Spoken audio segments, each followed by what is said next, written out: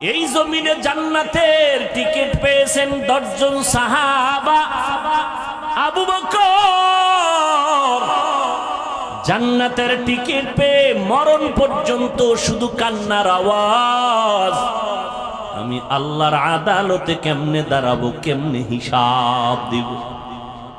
ওমর কাঁদতেছেন, উসমান কাঁদতেছেন, ওই অন্ধকার কবরে আমি কেমনে একা থাকবো।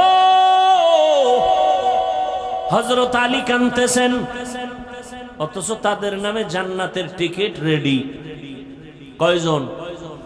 জোরে কও যুবকেরা। রাতের গভীরে কান্নার আওয়াজ। নবী কান লাগাইয়া নজর করে দেখেন আবু বকর তাহাজ্জুদে কান্না করে। জান্নাতের টিকিট পেয়ে যদি কাঁদেন তো আপনার আমার উপায় কি? ও বাহাদুরেরা, এরে পর্দার আড়ালের আম্মা জানেরা আসেনি? এরে আম্মা জান, ওই জাহান্নামী নারী এমন কোন গুনাহ নাই, করে নাই।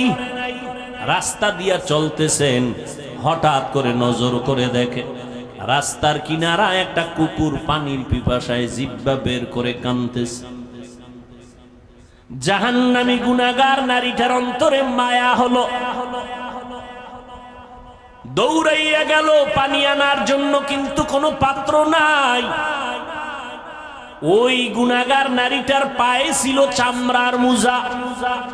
মুজাটা খুলে পানি নিচে, হাতের নাগালে পায় না, মাথায় ছিল ওড়না লাগানো। ওড়নার মাথা মুজার সাথে গিরা লাগাইয়া এরপরে কূপের থেকে পানি উঠাইয়া কুকুরকে পান করাইয়া দিল। সাথে সাথে গাইবি আওয়াজ।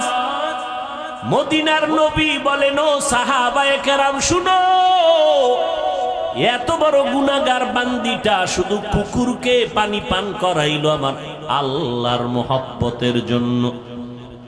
পানিটা পান করানোর সাথে সাথে গাইবি আওয়াজ, ও জাহান্নামী গুনাহগার, তোর জীবনের সব গুনাহ মাফ করে দেওয়া হলো।